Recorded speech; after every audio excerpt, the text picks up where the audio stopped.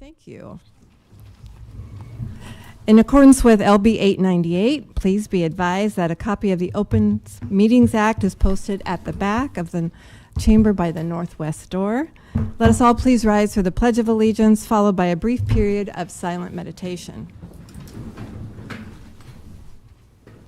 I pledge allegiance to the flag of the United States of America and to the republic for which it stands, one nation, under God, indivisible, with liberty and justice for all.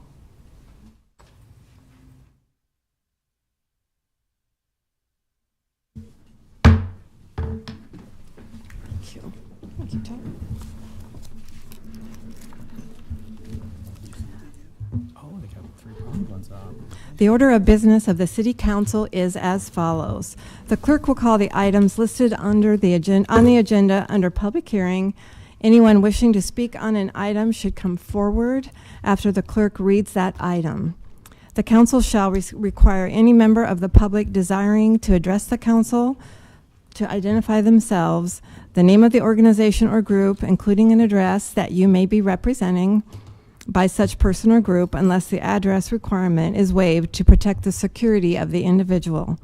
The applicant may then make one short rebuttal. Each speaker should begin by stating their name, address, organization, or group, and whether you are speaking in favor of or in opposition to this item. Testimony is limited to 5 minutes per speaker. After all public hearings, the council will vote on resolutions and items listed under third reading. On the second and last Monday of the month, immediately prior to adjournment, anyone may speak on any issue not on the agenda for that date, nor planned for a future agenda. Will the clerk please call the first item of business? Our first item of business today is meeting notices for October 2022.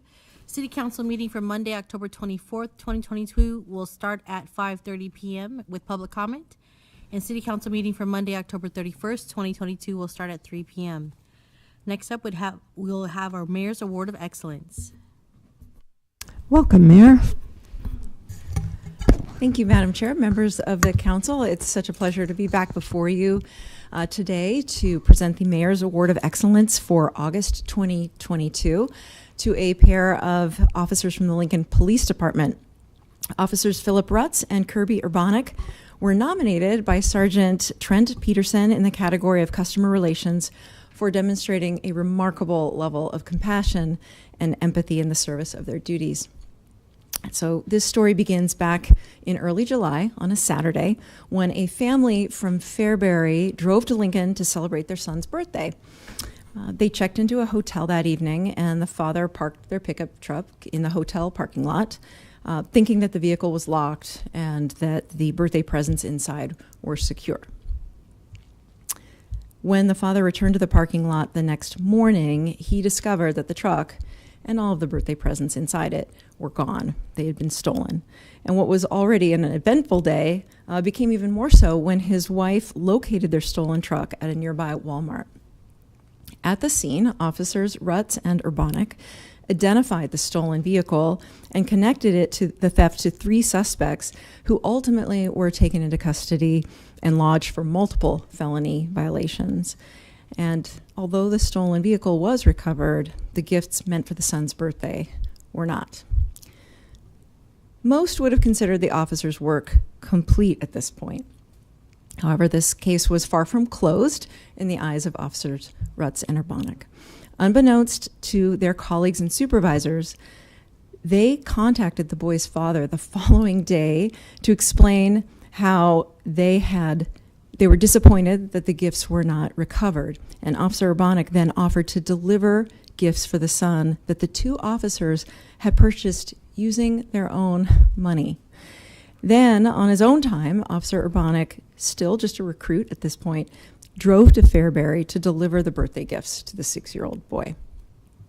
In the nomination letter that he wrote, Sergeant Peterson said, quote, Officer Rutz and Urbanek demonstrated empathy, generosity, and compassion to a family who were victimized in an unfortunate sequence of events.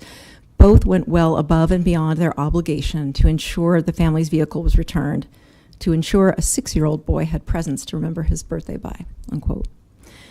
It's worth acknowledging that this act of kindness would not even have come to our attention had not the boy's mother brought it to the attention of the Lincoln Police Department. The officers did not seek to gain personal recognition. As Sergeant Peterson wrote, they instead aimed, quote, to show an act of human kindness to a young boy whose birthday would have otherwise been tainted by the selfish act of another, unquote. Through their kind and extraordinary efforts, both officers personified the values for which the City of Lincoln and our police department stand. So, although they did not ask for recognition, we are here to give them some. Their compassionate acts merit some appreciation. So will you please join me in congratulating Officers Philip Rutz and Kirby Urbanic for their truly excellent work?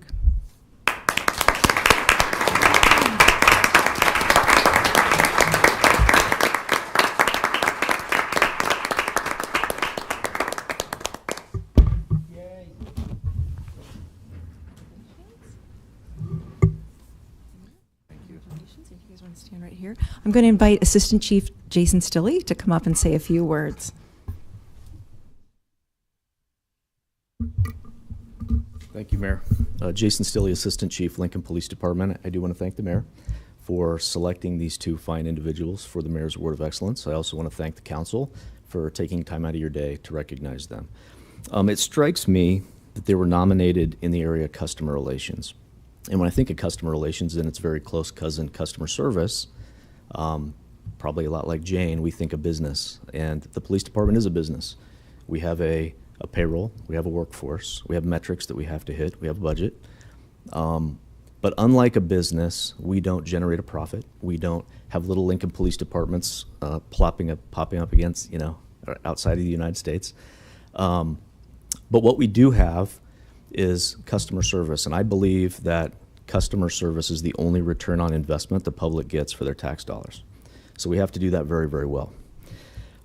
It's important to note, because it wasn't contained in the four corners of the nomination by Sergeant Peterson, that Philip Rutz was an FTO, field training officer at the time, and Kirby Urbanic was his recruit officer. And it's these relationships that are setting the tone for how we should treat the citizens of Lincoln. So I want to thank Phil for providing a great example, and for Kirby coming certainly with compassion already and following through on that. So if you're going to look it up, customer service is very, very reactive, and that's what we do. But when they started to take a step beyond processing the vehicle and looking at what they can do to make a situation better, they get firmly into the customer relations stance. And I couldn't be more proud of these two, and I want to thank them for all of their work that they've done and they continue to do for the city. Thank you.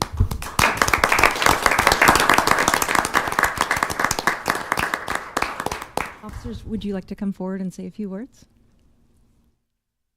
Or acknowledge family members who are here? Yep. I'd like to acknowledge that my wife, Taylor, was able to join me today. This is unexpected, but I'm very thankful to receive it, and I know Kirby is as well. I'd just like to say thank you as well. Unfortunately, my wife couldn't be here. She took off enough time for work today. But thank you, Mayor. Thank you, Council. Well, we're very grateful to your families for the support of your service to our community, so thank you. So I think let's just congratulate them one more time, and then we'll go out and take some pictures.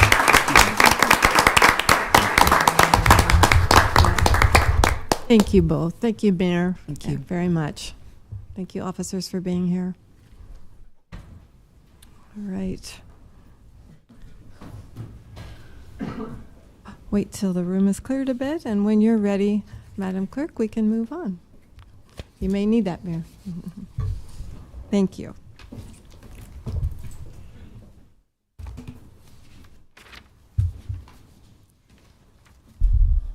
Next on our agenda will be our consent agenda, sections 1 and 2.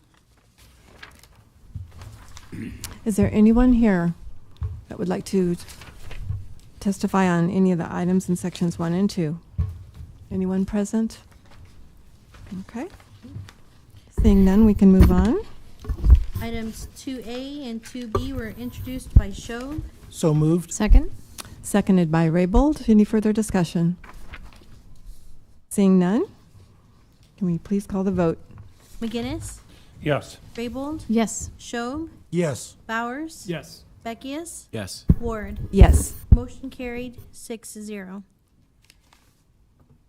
Okay, we can move on. Next would be our public hearing liquor resolutions. I'll be calling item 4A and 4B together. Application of Mi Tierra Northwest Inc., doing business as Mi Tierra Mexican Restaurant for a Class I liquor license located at 8320 Northwoods Drive, Suite 800, and the related manager application of Stephanie Valles Leon.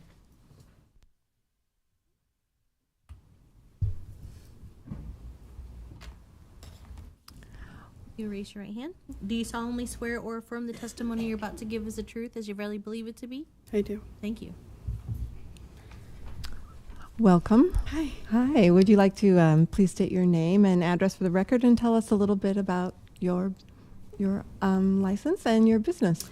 My name is Stephanie Valles Leon. Do you want my address or the... Okay, my address is 5021 West Vossler Street, Lincoln, Nebraska 68524. And it's a liquor license for a new Mexican restaurant, the Mi Tierra Mexican Restaurant. Very good. Okay. Are there any questions or comments for our applicant today? No. Okay. All right. All right. Seeing none, thank you for being here. Thank you. Thanks very much. Okay. Madam Chair, seeing no one else coming forward to testify on these items, I'd like to move approval of items 4A and 4B. Second? Seconded by Raybold. Further discussion? Seeing none, please call the vote. Bowers? Yes. McGinnis? Yes. Beckius? Yes. Raybold? Yes. Schob? Yes. Ward? Yes. Motion carried 6-0. That concludes section 4. I'll move on to section 5, public hearing resolutions. Item 5A is approving a consultant agreement between the city and Consultants and Infectious Disease LLC to provide physician consultant services to the Lincoln Lancaster County Health Department for a sum not to exceed $65,701.07. Welcome, Ms. Williams.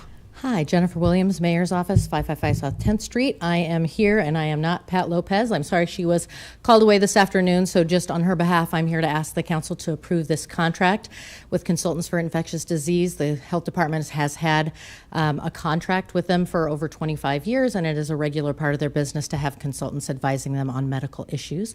If you have any specific questions, obviously Pat could answer those, but I'd answer anything general about it if I could, but just wanted to encourage you to support it. Thank you very much. Any questions or comments? No. Jennifer? Thank you. Thank you very much for being here. We can move on. I'll be calling item 5B, amending Lincoln Lancaster County Air Pollution Control Regulations and Standards, Article 1, Section 7, Article 2, Sections 1, 18, 21, 23, 26, 27, 28, and 34, and appendices 2 and 3.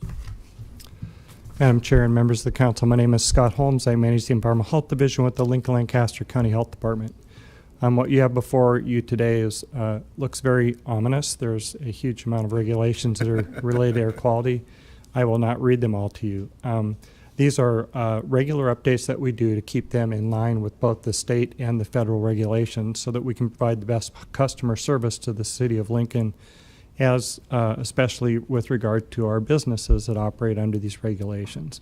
And so there's about 300 different businesses that are affected by these regulations, and we need to keep them in line with the federal and state programs so that they can be properly administrated locally.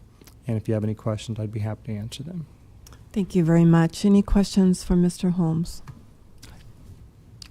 Councilman Beckius.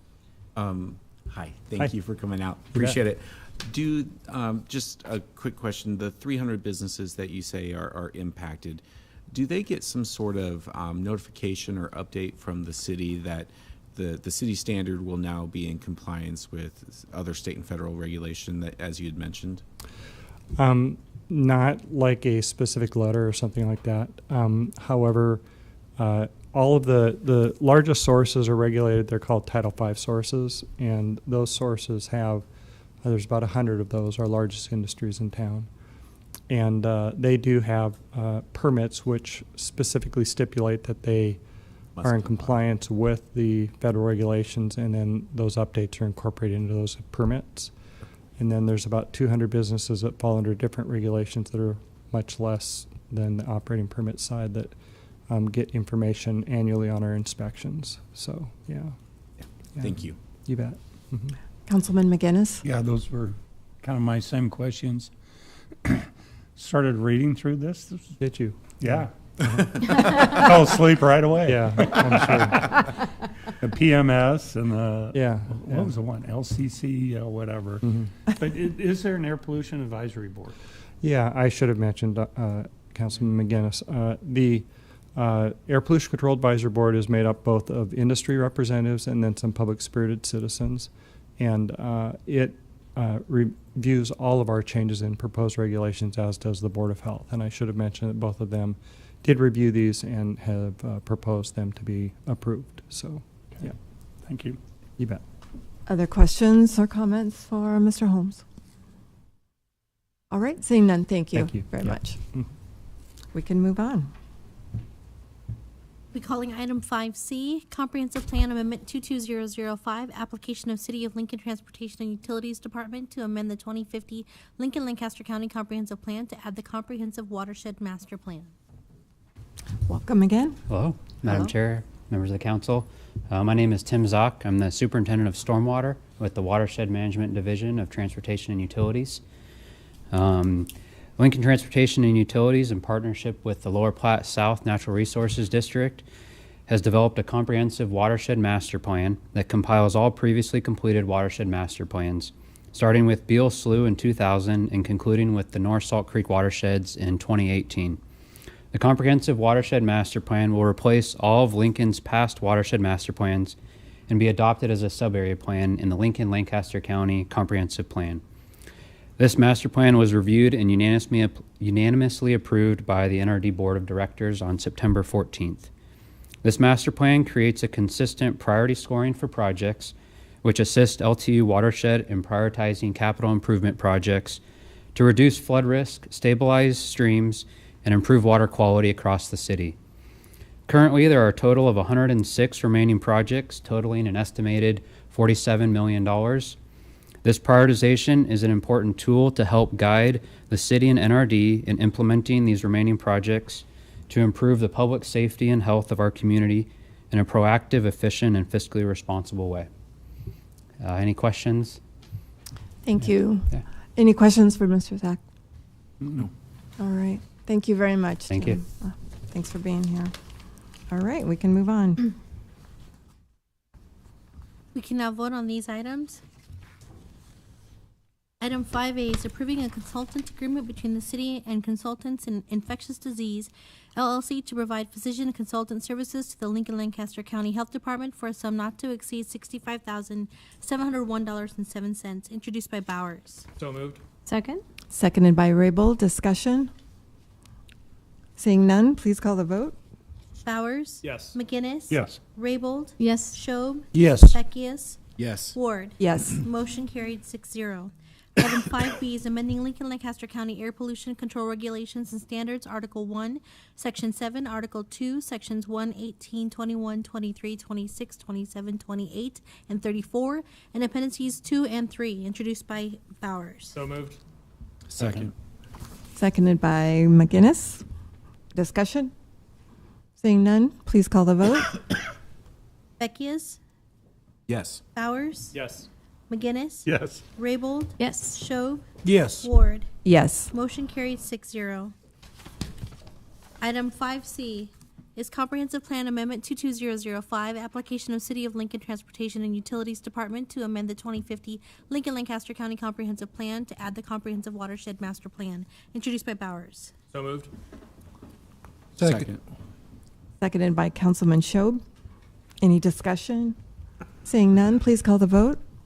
McGinnis? Yes. Beckius? Yes. Bowers? Yes.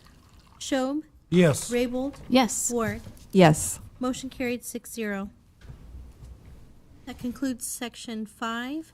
Section 6 is Resolution Item 6A, authorizing the city to seek grants of funds from the Nebraska Department of Economic Development through the QCT Affordable Housing Program. The grant applications seek funding for the preparation of land parcels for affordable housing and for conducting other eligible affordable housing interventions. Welcome, Director Marvin. Good afternoon. I'm here to talk about our application that we're coming forward with on 3 parcels to help foster affordable housing within the community. This came about because of legislative bill 1024 that was passed by the legislature earlier this year, and it authorized $20 million in ARPA funds to be used within a qualified census tract, a QCT.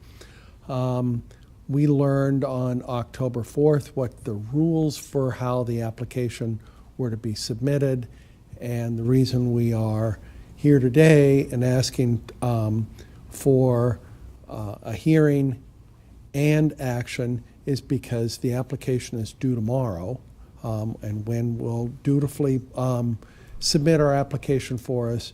There are 3 properties that we're looking at. One would be the Pershing site, which has previously been mentioned, would be an affordable housing project that we have a developer's interest on. Another is a vacant property that we have is 233 South 10th Street that would be available. There are challenges to be able to clear the site, but then we would be able to make it available for an affordable housing project on that site. And then the third is a project that we've been working on with funds from HUD to build a 24 unit permanent supportive housing project for people who are facing homelessness within the community. So those would be the 3 projects that we'd be submitting. What this body's action would do would allow us to then submit to the state of Nebraska Department of Economic Development our application for those funds. I'm open to questions. Thank you. Any questions for Director Marvin? Councilman McGinnis.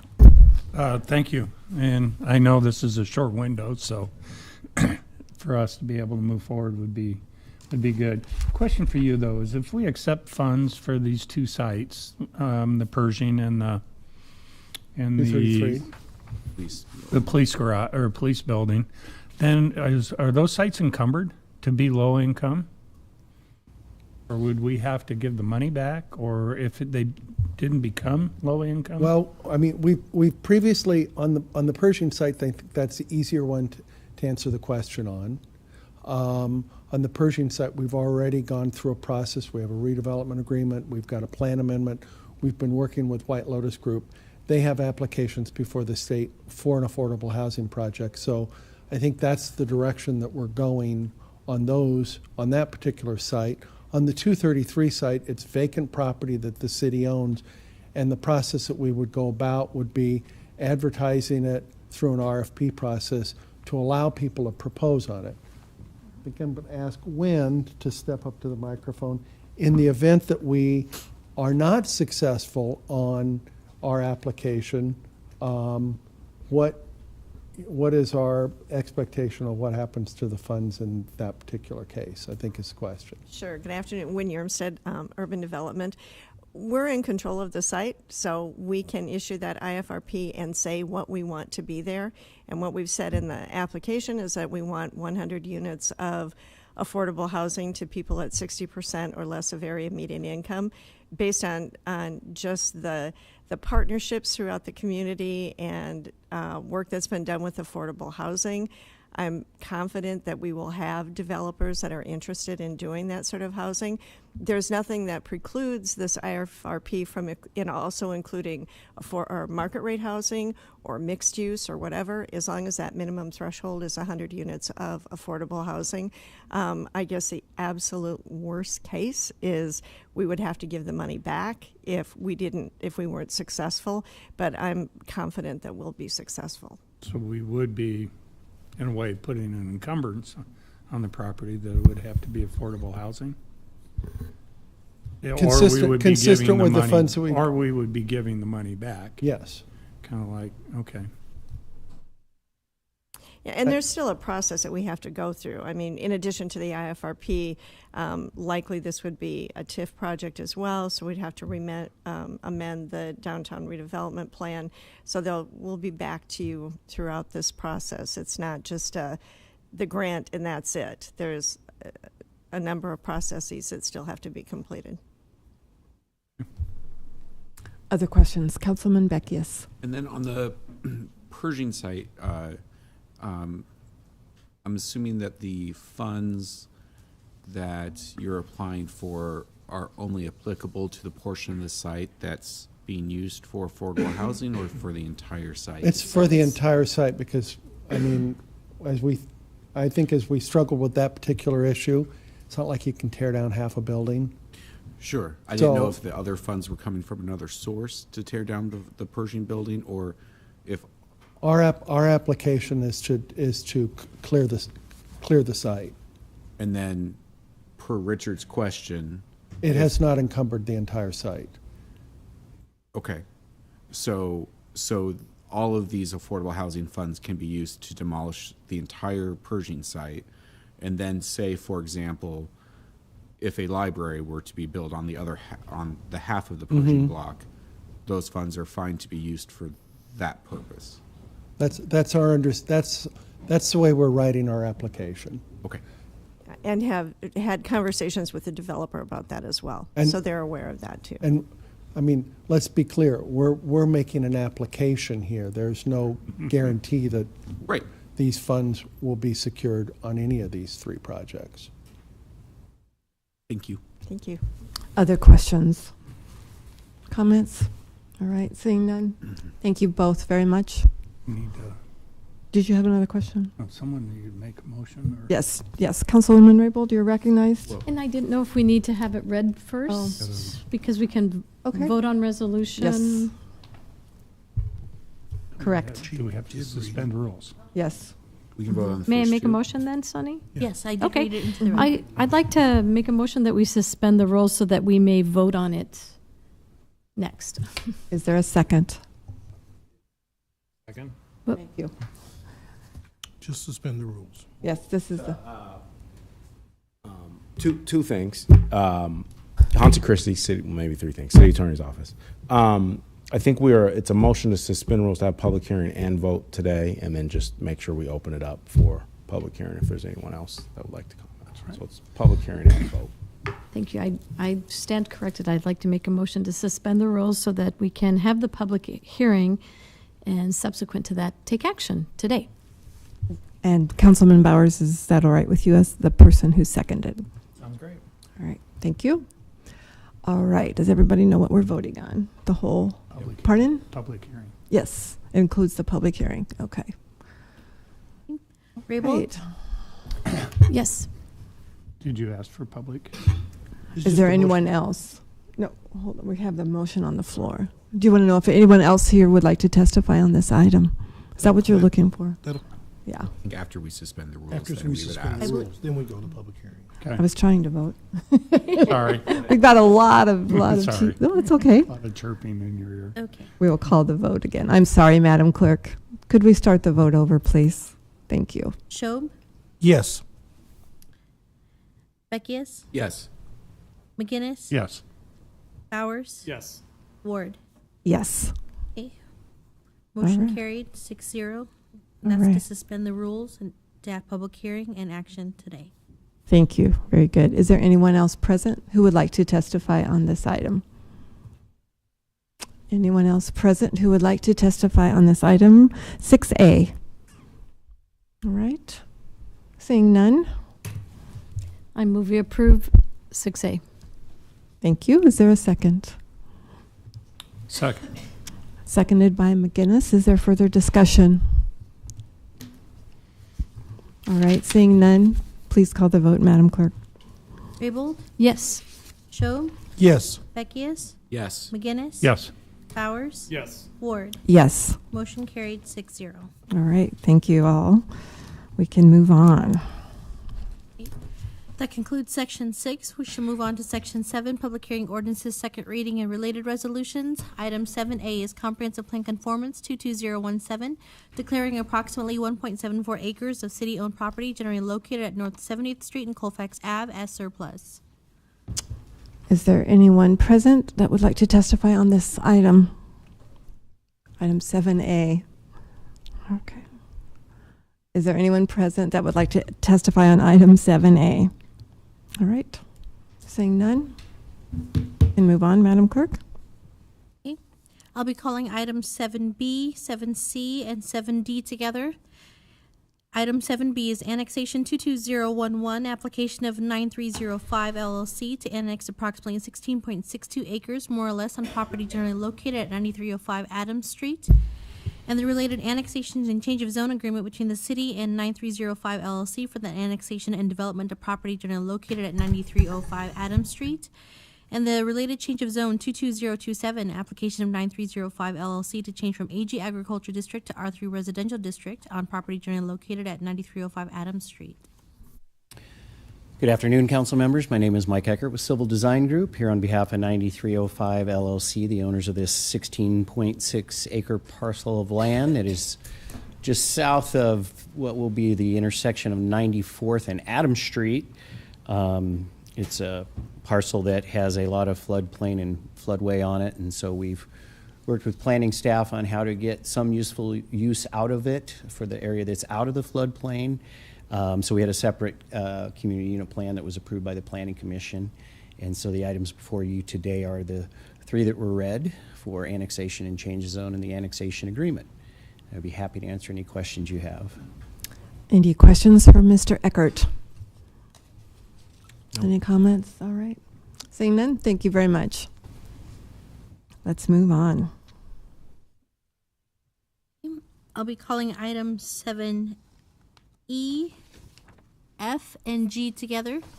Item 7E is annexation 22006, application of Clark and Anderson to annex approximately 8.4 acres, more or less, on property generally located at 9440 Pioneers Boulevard, and the related conditional zoning and annexation agreement between the city and 9440 Development for that annexation and development of property generally located at 9440 Pioneers Boulevard, and change of zone 22011, application of Clark and Anderson to change from AGR Agriculture Residential District to R1 Residential District on property generally located at 9440 Pioneers Boulevard.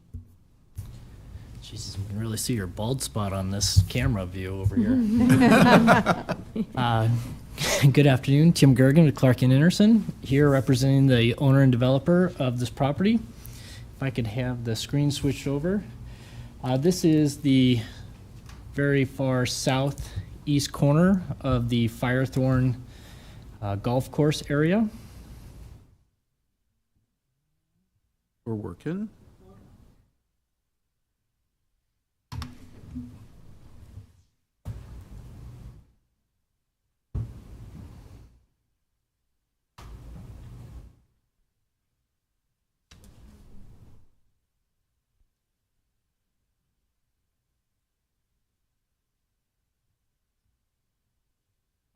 If not, we'll just kind of hold it up like an old Vanna White.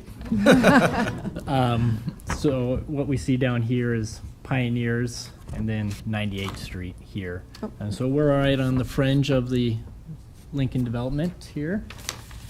Helps coming up on your right. Excuse me.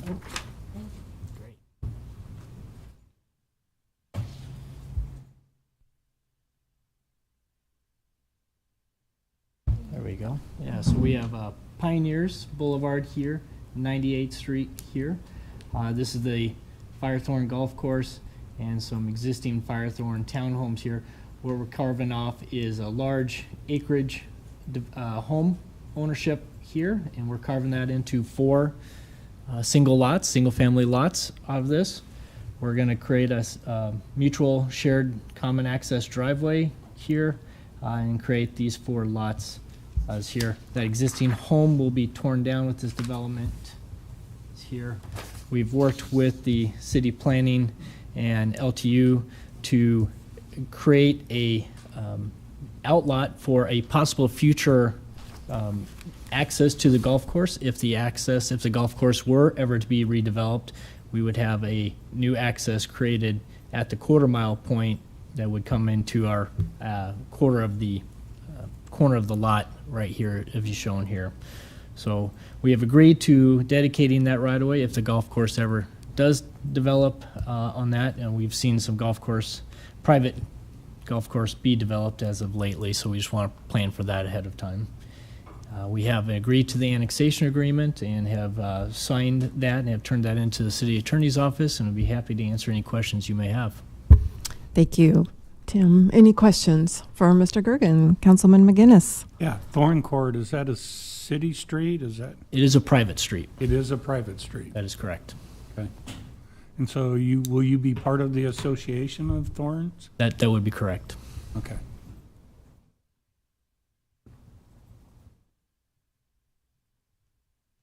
Other questions? Do you have other No, I'm fine. questions? You're Yeah, good? thank you. Okay. I was just- You were thinking. Okay. I don't think that hard. Other questions for Mr. Gergen? No. All right. Seeing none, thank you. Thank you. Tim, very much. All right. Anyone else present to testify on this item?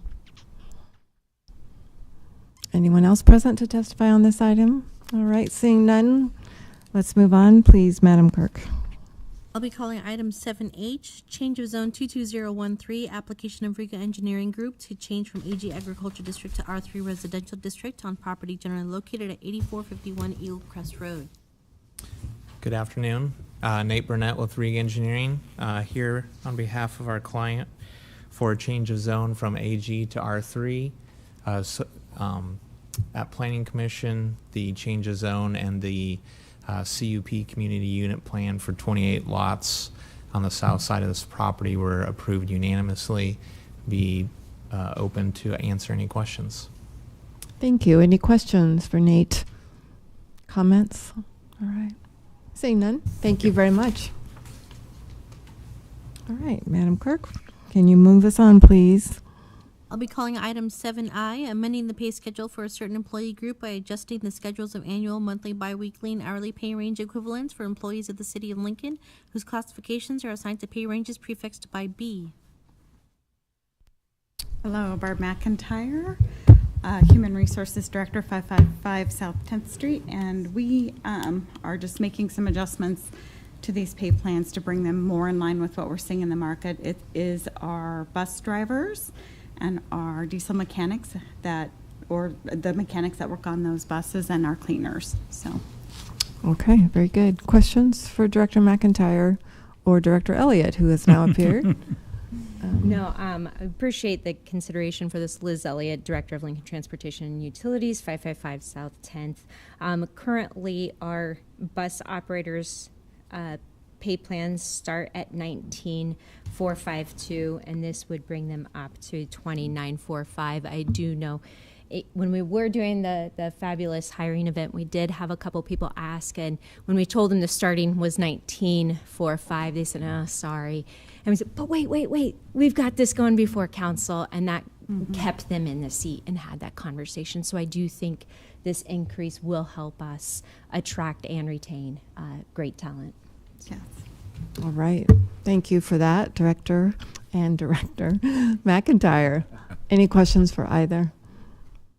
Okay, great. Thank you both very much. Thank you. Thank you. All right. Can you move us on, Madam Clerk? I'll be calling item 7J, approving the First Amendment to the lease and operating agreement for the Pinnacle Bank Arena between the city and the Board of Regents of the University of Nebraska-Lincoln to allow alcohol sales at Pinnacle Bank Arena. Good afternoon. Chris Connolly, City Law Department, 555 South 10th Street. And this is Sharon Mandry. Chairman Derry, interim GM for Pinnacle Bank Arena. It's kind of bittersweet this afternoon to do this presentation, this one and the next one on the agenda, because one of the people who was so critical to bringing these here today, Tom Lorenz, is of course no longer with us. But some of the senior staff from SMG are here today, including Sharon, and I know they're doing a wonderful job continuing to run things. So that's been great. Over the years, we've had lots of discussions about sale of alcohol for basketball games, and Tom and I talked about it frequently, and it's been a discussion with staff and in the administrations. And so we're very glad that the university has decided to come forward with this proposal and to begin to work with us on allowing this. We're very grateful to them.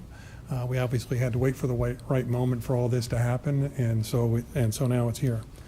And so the agreement is that the First Amendment would include that alcohol sales can begin to take place at UNL basketball games, both men's and women's. and that the city would keep 90% of the net revenues as defined, and the university would get 10%. Now, all this will be subject to further negotiations when we move, beginning in 2024, to sort of renegotiate all the terms in the lease and operating agreement. That agreement continues on to, I think, 2045, if I remember right.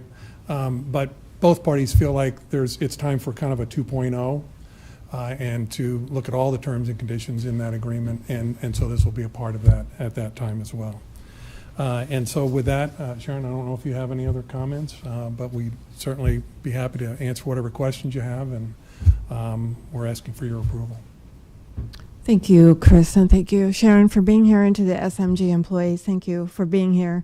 It is bittersweet, and boy, the room feels like Tom's here today. It was such a joy and honor for me to work with him on the West Haymarket JPA, and so we want to, on behalf of the council, thank you all. And Chris, a big thank you to you as well, because I know you were close friends with him, and you've filled some gaps as well, so we do appreciate that as a council. So with that, are there questions? Yes, Councilman McGinnis. Yes, I have one quick question. This is second reading, so we won't vote on this until next week. There's a home basketball game Sunday. Before we vote on this? Yes, there is. And so, and we've had some discussions on that. If you wanted to do something different today, obviously you're entitled to do that. And the Board of Regents, of course, has already approved it, so yes, it could go into effect. I think that Sharon can tell you that there's some scheduling issues We've that they spoke have. with the university, and we're still up in the air as to when it would begin, because we have to wait for the license to be approved. Once we get that approved, we're ready to go ahead, though. And they want to send out some information to all their ticket holders once we get an idea when that would be. And part of that, of course, is the food and beverage agreement, which is the next item on the agenda. But Right. In terms of being able to go ahead, you're free to do as you wish today. Is SMG ready to move ahead? Yes, we are. If we, Yes, we are. okay. Other questions for either Sharon or Chris? All right. Okay. Want to move it? Yeah, I'm fine. We would have to vote to Suspend waive the our rules. Mhm. rules, right? Mm-hmm. To suspend the rules, yes. Mm-hmm. And rules. Can we do the public hearing on the second one first, and then? Well, I think that it would make sense for it to be on both of them if Correct. there's a motion for the next Okay. item as well. I can read item 7K into the record. Approving the second food and beverage services agreement for the Pinnacle Bank Arena and related facilities between the city and SMG Food and Beverages LLC, doing business as Savor, for a 3-year term commencing November 1st, 2022, with the option to renew for one additional 3-year term. Okay, again, Chris Connolly. I assume people would get an opportunity to testify on Yes, both of them. we'll so call for that. Thank that's you. all I wanted to make Mhm. sure of. Yes. So the second part is the food and beverage agreement, which is, we're calling it the second one because we had extensions on the other one, but this is the second really new one. Very few changes from the first agreement. The percentage is still at 4%, which is what we would pay to SMG for their services. The only other thing we really did was update the insurance language to have it match what we put into the management agreement that we've already approved. And so, so there's really very little here that has changed. And again, we would ask for your approval. And this, of course, paves the way for getting the license. We've had discussions with the Liquor Control Commission about how to substitute Tom's name. And so that's already in the works, and we have some time to do that, even though the license will continue. So there shouldn't be any problems as far as any continuity. It'll just be a matter of getting the substitution worked out in the next 60 days or so. All right, very good. Any questions on this item 7K for either testifier? Chris or Sharon? None? Okay. Thank you. We will ask other testifiers if they would like to come present at this time. Anyone else present that would like to testify on either item 7J or 7K? Ms. Kinsey. Welcome, Jane. I want to speak to the liquor. Okay, you can do You're that. taking them together. Okay. Jane Kinsey with Watchdogs of Lincoln Government. I would like for my organization to speak against this item. We had this come up with a consultant after the Pinnacle Bank Arena opened when Chris Beitler was the mayor, and their idea was the only way you could make money was to have liquor. Was passed at that time. I'm not quite sure why it's coming up now, except that we've got a lot of things going on in our city that are not always conducive to good mental health. As a person, therapist in mental health myself, I want to remind the council that the biggest source of addiction is liquor in the United States. We have a terrible problem with this, and we have a very serious problem at the University of Nebraska. And when students get hyped up emotionally, it is a good foundation for drinking too much. And I don't know that vendors are going to be able to say, oh, you can only have 2 beers.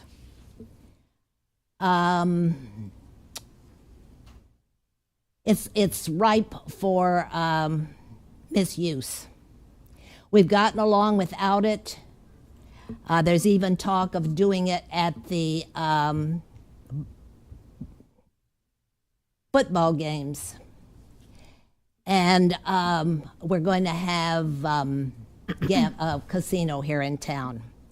So we're on the edge of turning a nice little quiet, family-oriented town into something else. And it has in your hands to do something about this at this time. So we would request that you not vote for this. I'm sure you've had plenty pressure to do it, and you're going to do it anyway, so whatever we say isn't going to have any bearing on the issue. But we're going to raise our voice in warning that we were here, that it's been considered before and was not used or passed or put in effect. And so we're here to stand up for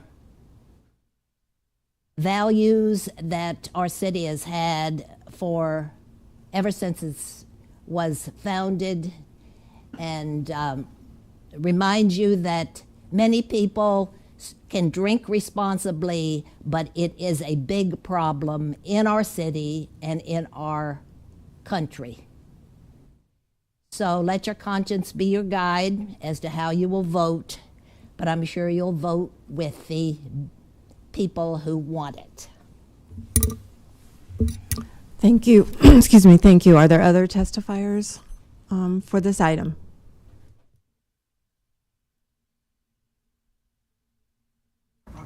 Okay, sure. Thanks. Yes. Good afternoon, council members. I'm Chris Wagner. I'm the Executive Director of Project Extra Mile. We're at 6001 Dodge Street in Omaha. I wanted to come up here and express our opposition, and I want to thank Ms. Kinsey for her concerns related to mental health. I want to speak more about the public health and safety consequences of this decision. But I kind of want to give you a little bit of background, because we were before the Board of Regents in February when they decided to vote to lift the ban on alcohol on the campus in these athletic facilities. And then we were back there more recently when they decided to move forward with the 2-year pilot project for Pinnacle Bank Arena specific to the Husker basketball games.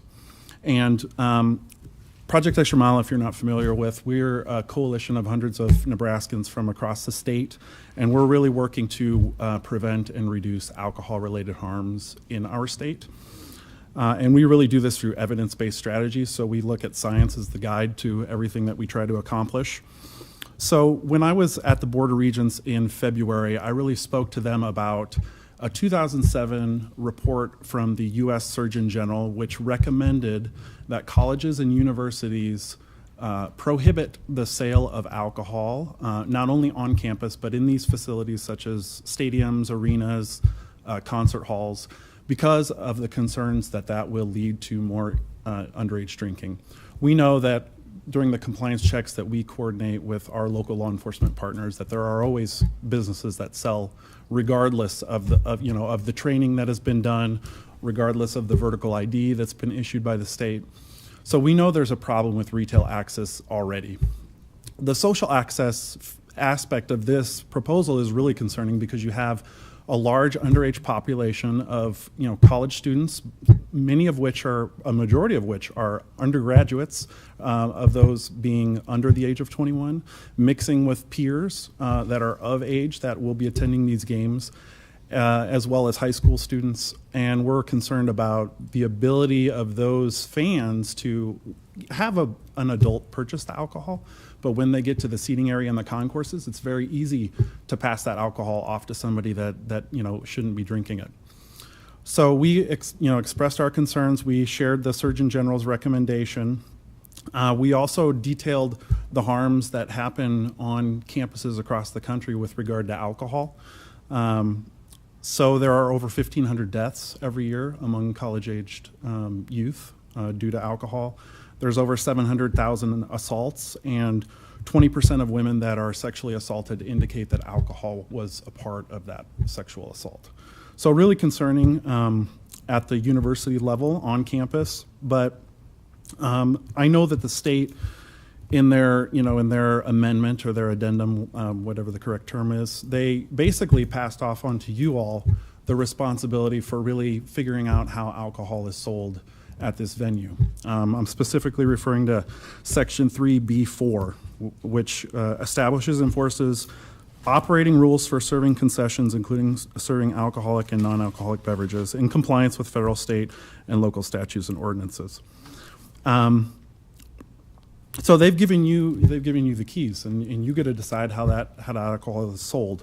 And I would just say I want to highlight some local data. So the latest information from the CDC from 2020, they surveyed over 100 communities in the United States. Lincoln had the worst binge drinking rate out of every single city that they looked at. So it's been a problem. It's a serious problem now, and Lincoln is typically the top, the worst city in Nebraska when it comes to binge drinking. Typically always in the top 10 as far as we have looked back. 1 minute. In addition, Lancaster County. So when you think about sales in the stadium and what might happen afterwards if a youth gets their hand on alcohol in the stadium, or if an adult that maybe has had too many and can't go up to the concession because they'll be refused and they ask somebody else to buy for them. We have seen in Lancaster County, high school seniors reporting, 28% of them reporting that they drink on a monthly basis. So that's very concerning, considering many of those seniors will be attending these games.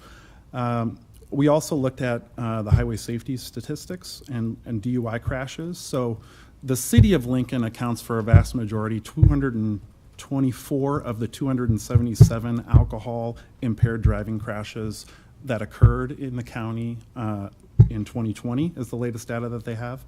8 of those were fatal and 125 of those involved injury.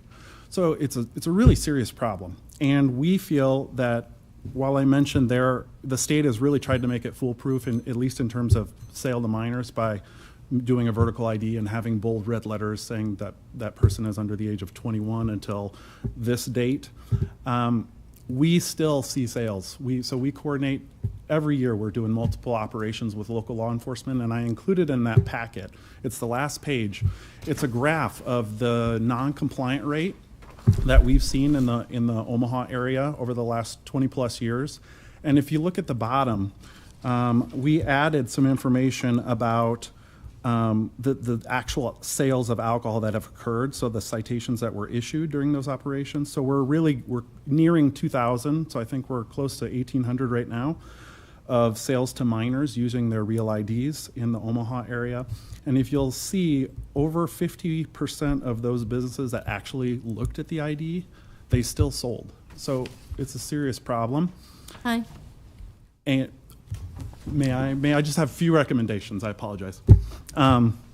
So the one recommendation, it would be to limit the number of drinks that somebody can purchase in a trip to the concession stand, to limit the size to standard drink sizes so that people understand how much they're drinking, to have high quality wristbands for adults, to increase security in the arena to really look for people that are drinking that shouldn't be, making sure all concession workers are trained, not just the management, and then finally working with Lincoln Police Department to conduct compliance checks during those events. We know that in our area, those big venues aren't being checked, and so that would be really important as well as you move forward.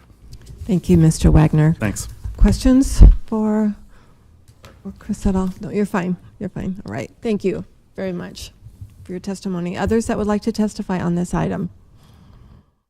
Any other persons present for this item? All right. Seeing none, Mr. Yes, Councilwoman I have Raybould? follow-up questions. Well, yes, we'll have Mr. Conley can Yep. close, Yep. if you would. Thank you, Chris. Yes. So all the recommendations that were made seem very reasonable and practical. And I'm guessing the arena already has some of these recommendations in place. And I just wanted to hear which of those or all of those or... Let me just start real quick. First of all, we certainly respect the concern for abuse of alcohol. But SMG has a very experienced crew. They've been doing it for a lot of years, and this is not the first time they've done this. University of Nebraska has limited experience in selling alcohol, so this was one of the things that we felt was important for us to maintain control of because we had the people that know how to do this. And so from the city's perspective, we felt like that was an important piece, being able to have good quality control over how things operate, and we have confidence in SMG to do that. And so with that. We currently limit the number of drinks you can purchase. It is 2 per person at the stand. We wristband everyone coming up. We actually, for the basketball games, we've already added additional staff and security to monitor all the stands and all the concessions area that is serving alcohol. Okay, thank you. Councilman Beckius. Yes, Sharon, to Councilman McGinnis's point, or Chris, both of you, if we were to suspend our rules and approve this, would that speed up the approval process and the final implementation of alcohol sales for basketball events? The reason I ask is because I think many fans out there are anticipating when basketball comes, they will be able to purchase a beer at the first game. And if we were to speed this up, would that perhaps open that ability? Yes, it would.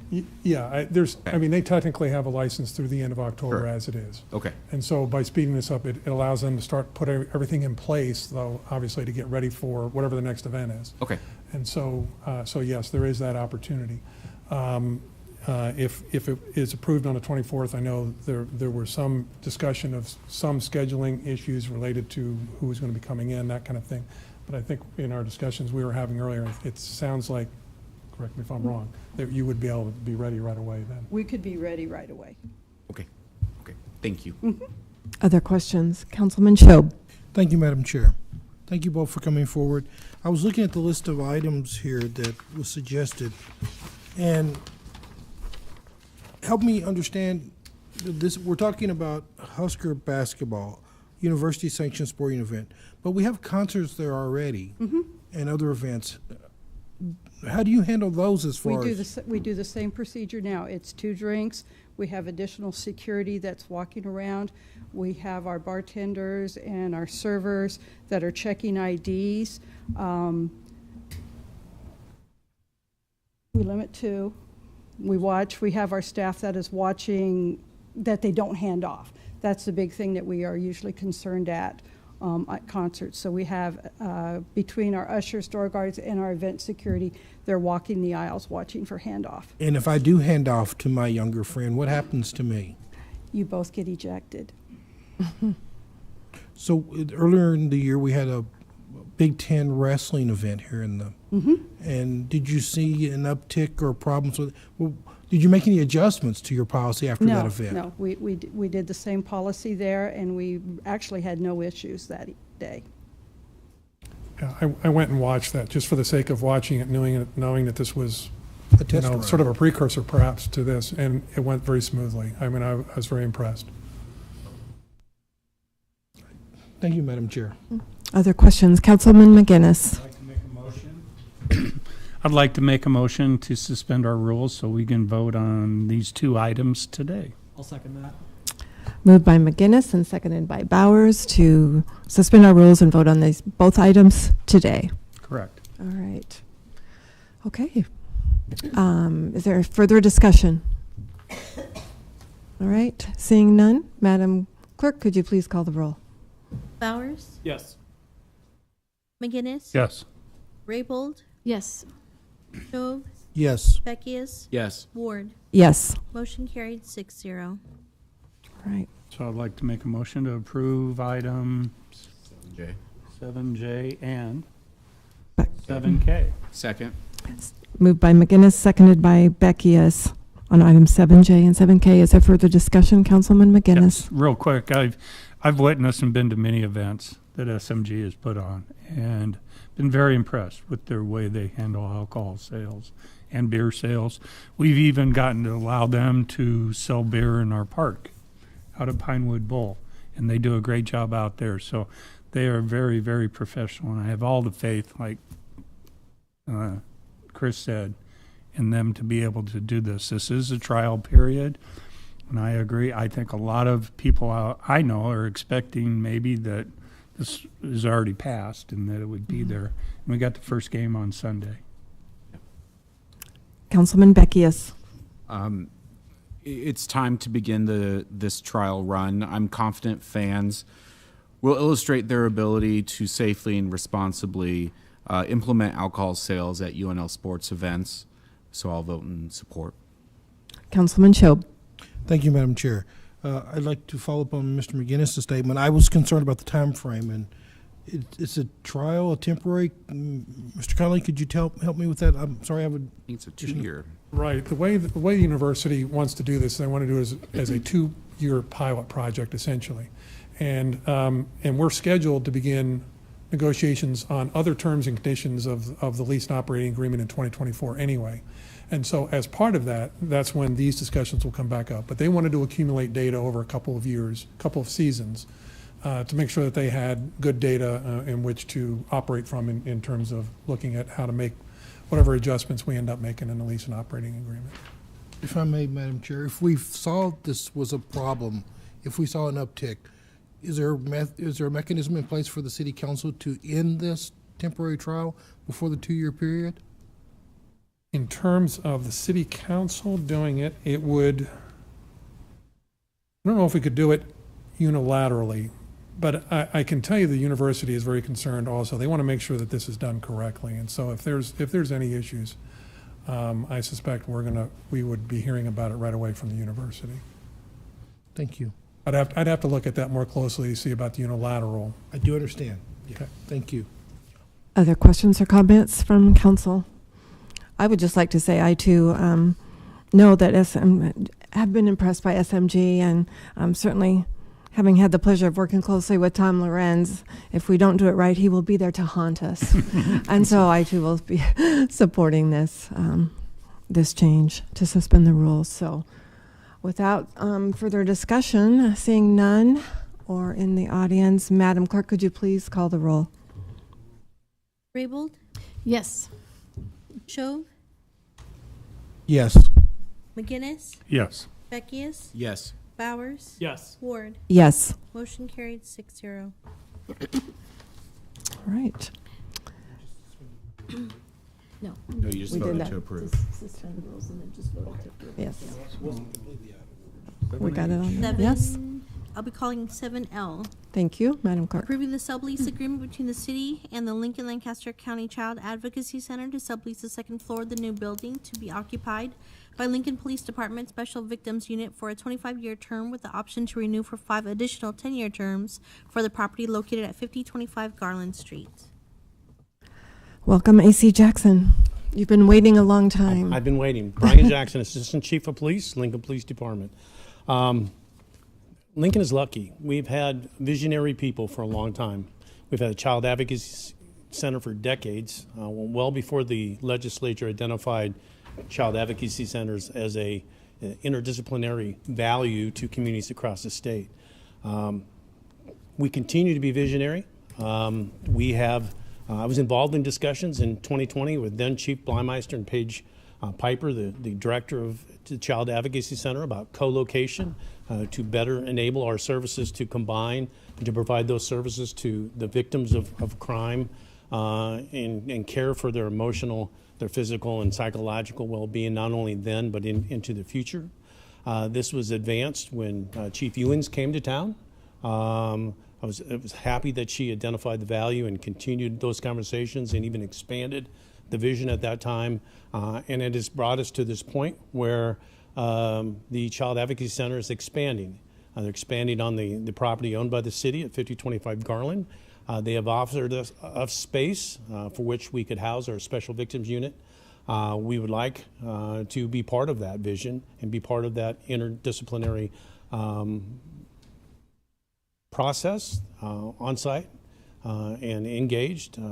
We work very closely with them now, but we're downtown, they're at crosstown, and this gives us the ability to work together more closely with greater value, again, not necessarily toward us, but toward the victims of crime, and able to provide those services necessary for those children and ensure that they can move forward from these events in the best possible manner. So we have found funding in our past reappro dollars as well as CARES Act dollars. We've combined that for our donation toward this lease. We believe it's a fair negotiation toward this lease, and it gives us a home for 25 years plus opportunities to expand. And Mr. Connolly can explain anything with the lease that you may have, but it's been a long journey getting through that process. We are now here, and we're looking forward to an opening yet this year. So with that, if you have any questions, I'd be glad to answer them. Any questions for AC Jackson? Comments? No. Thank you so much for your work in this area. It's such a great thing. So thank you for being here. All right. Madam Clerk, we can move on. That concludes our public hearing section 7. We can move on to section 8, ordinances, third reading and related resolutions. Item 8A is approving the lease agreement between the City of Lincoln and City of Hickman for a lease space by Aging Partners for its Senior Center program at 115 Locust Street, Hickman, Nebraska, from September 1st, 2022 through August 31st of 2024. Introduced by Becky. So moved. Second. Seconded by Raybold. Any discussion? Seeing none, please call the vote. McGinnis? Yes. Raybold? Yes. Schob?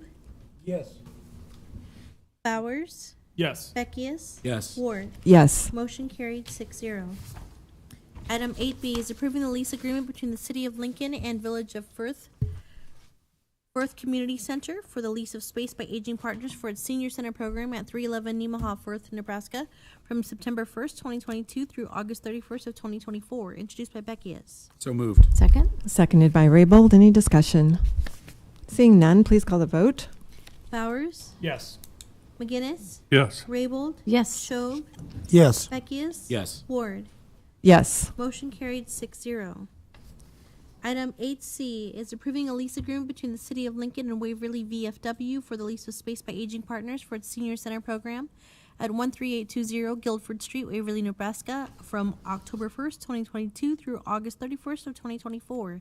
Introduced by Beckius. So moved. Second. Seconded by Raybold. Any discussion? Seeing none, please call the vote. Bowers? Yes. McGinnis? Yes. Raybold? Yes. Schob? Yes. Beckius? Yes. Ward? Yes. Motion carried 6-0. Item 8D is amending the pay schedule for a certain employee group by adjusting the schedules of annual, monthly, biweekly, and hourly pay range equivalents for employees of the City of Lincoln whose classifications are assigned to pay ranges prefixed by W. Introduced by Beckius. So moved. Second. Seconded by Schob. Further discussion? Seeing none, please call the vote.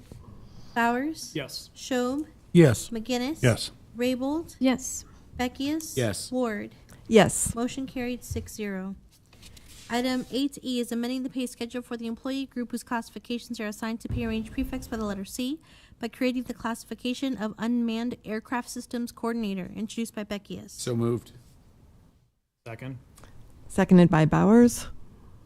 Further discussion? Seeing none, please call the vote. McGinnis? Yes. Bowers? Yes. Schob? Yes. Raybold? Yes. Beckius? Yes. Ward? Yes. Motion carried 6-0. Item 8F is amending the pay schedule for the employee group whose classifications are assigned to the pay range prefixed by the letter W by changing the title from Transit Manager to Assistant Director of Transit, introduced by Beckius. So moved. Second. Seconded by Raybold. Further discussion? Seeing none, please call the vote. Schob? Yes. Bowers? Yes. Raybold? Yes. McGinnis? Yes. Beckius? Yes. Ward? Yes. Motion carried 6-0. That concludes Section 8 of our agenda. Section 9 is resolutions first reading. Our items 9A through 9G. Ordinances first reading and related resolution is item 10A. And our pending list are items 11A and 11B. Thank you, Madam Clerk. Tonight we have public comment evening. Anyone wishing to address the City Council on a matter not on this agenda and not planned to appear on a future agenda may do so at the open microphone session at this time. Individuals are allowed a total of 5 minutes to speak, regardless of the number of topics.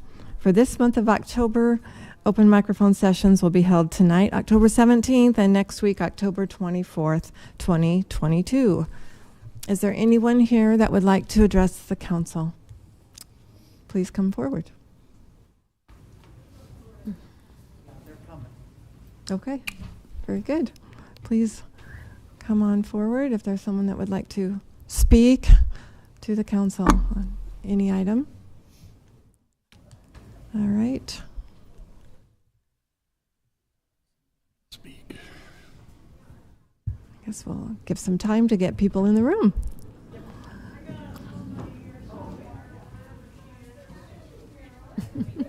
Okay.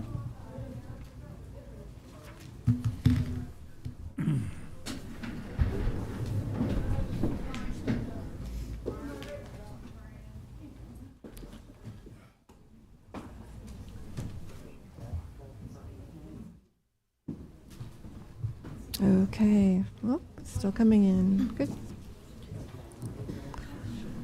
All right.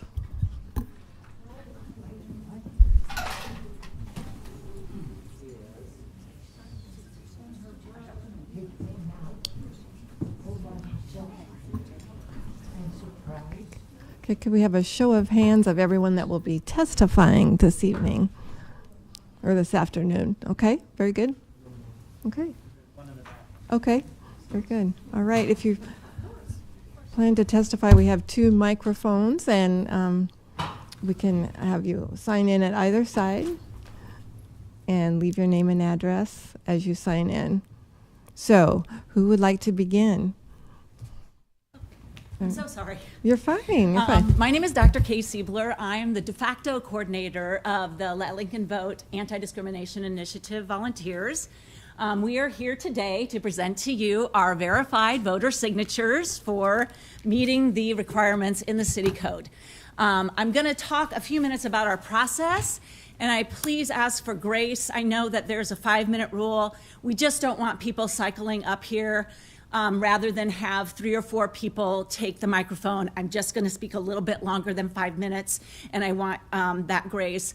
There are only going to be 2 speakers after me. We are not going to cycle up to the microphone. There's only 2 speakers after me. Marie Barrett, who is a 20-year Navy veteran and a disabled veteran, and the mother of a child with disabilities, is going to speak, and Amos Sabatka, who is a trans man in our community and a civil servant, is going to speak. So I just wanted to take a couple minutes to talk about the process because there's a lot of misinformation out there regarding what happened with this initiative. So when the City Council voted in June to affirm the bigotry of the Nebraska Family Alliance, we kicked into action. And our first stop was the Lancaster County Election Commission, and we talked to Dave Shively. Dave Shively said, you need information on a municipal initiative, go see the city clerk. He forwarded us to the city clerk's office, and we engaged with the city clerk's employees, including Mr. Christie. Everybody in the city's clerk's office was amazing. They are conscientious and dedicated public servants, and they gave us a lot of good information. Mr. Christie forwarded us the link to the section of the municipal code that governs Lincoln municipal initiatives. But that's not the only place we went. We also went to the Secretary of State's election office, and the Secretary of State election office said to us, you must go to the city clerk's office. Lincoln is a charter city. The state election office does not govern the initiatives for charter cities. That is the city clerk's office. So we heard from two people, Dave Shively and the representatives at the Secretary of State election office, that it was the Lincoln Municipal Code that was governing this process for us. We dove into the municipal code. There were only two things in the municipal code that addressed petition forms and the actions of petitions. One is that you have to have on your petition form this paragraph right here, and that is in the municipal code, and we made sure to have that on our petition forms. The other rule regarding initiatives in Lincoln, Nebraska, is you have to make sure that every single one of your petitioners is in fact a Lincoln voter, and we made sure that that was true. We hit the ground running. We were all volunteers circulating petitions throughout the city, sweating into our petition sheets, approaching voters. Parks, restaurants, music events. Anyway, about 3 weeks left in our initiative, we received a very generous donation from a supporter. And when we did that, we decided that we were going to spend that money paying some of our volunteers. We have people in the chambers today who took time off work to circulate petitions. That's how much they cared about anti-discrimination issues.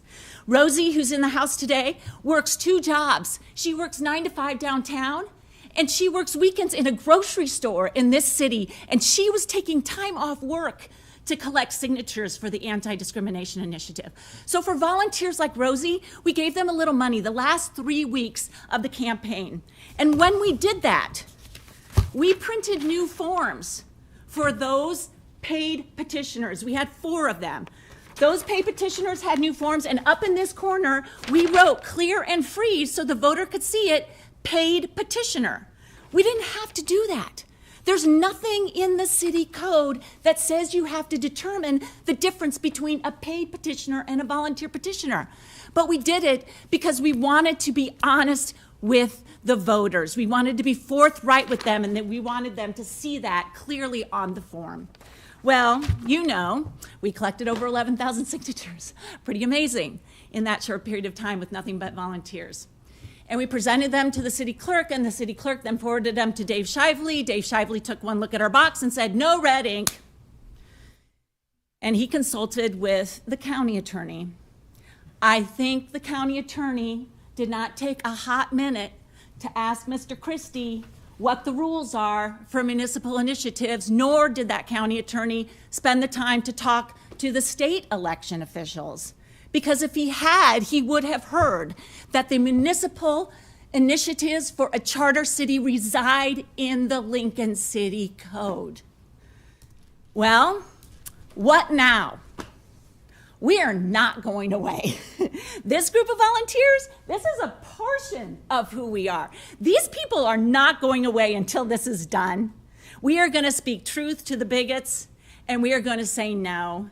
So we went back into the city code. What does the city code say about who verifies the signatures? Oh, it only says the signatures must be verified. I'm an English professor. I love passive verbs. It means that there's no active subject in that sentence. Who verifies them? So we got busy one more time. Knockety knock, knock, knock. Hello, Dave Shively. Can we please have a database of all the registered Lincoln voters? Absolutely. Come on down. Sign a piece of paper, pay $55. Here's your jump drive. 170,000 voter records. We solicited the help of very conscientious volunteers, attorneys and retired attorneys, civil servants and retired civil servants, educators and retired educators, 14 of us. We defined a protocol. Here's what you have to do to verify a signature. Put the database on a cloud. Everybody divide up the forms, get a magnifying glass, caffeinate yourself, meticulously go through each one of those signatures. Matching name and address. The name and address had to match. There's lots of voters in there who have different addresses. They're Lincoln voters, but they don't match address.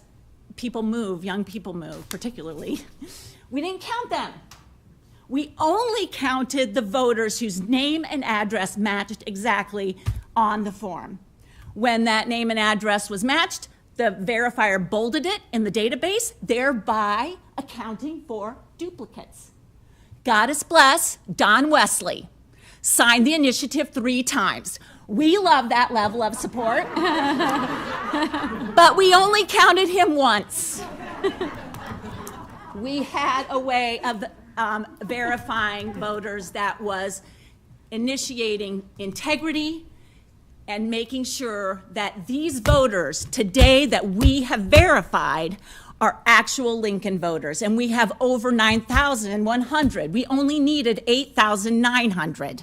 We have plenty, a surfeit amount of registered voters. So today, we are presenting these to you. These are our verified signatures. According to the city code, you now have a month. Once you take these signatures, you have a month. You can choose to act and you can choose to affirm the amendments that have been languishing for 2.5 years, people, to protect active duty military, to protect veterans, to protect people who are cognitively and developmentally disabled. Yes, to protect LGBTQ people, to add hair discrimination under race, to add tribal affiliation under national origin. These people we talked to, this room, we could fill your evening with stories about the voters we encountered who are discriminated against every day because y'all fell down on your job. We talked to voters and they said over and over again, what were they thinking? What were they thinking? What was the city council thinking when they voted to uphold the bigotry of the Nebraska Family Alliance? And we would say, remember, the women stood strong. Dame Raybould, Tammy Ward, Sandra Washington, the women stood strong and said no to the bigots and no to the extremists. It was the men who folded like a house of cards. Voters don't understand that. They do not understand how that could happen. In Lincoln, Nebraska, where you have the supermajority on the council, gentlemen. What other time in history do you have 5 out of 6 out of 7 seats on the city council and you can't get this done with a mayor who is sympathetic? Mr. Bowers and Mr. Beckius, elders in the room, can you please rise if you can?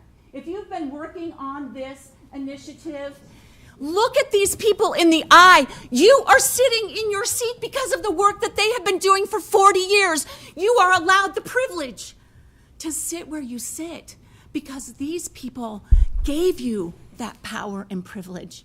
And they're looking to you today and saying, what happened?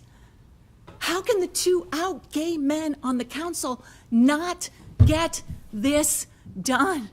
Supermajority, sympathetic mayor, what's going on? Mr. Shope.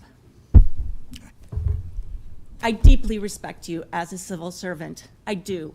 But I was sitting right there. Thank you so much. I was sitting right there in June when you told us that you were taking your power and privilege as an elected official to vote for bigotry and extremism so that we, the good people of Lincoln, the good citizens of Lincoln, could not.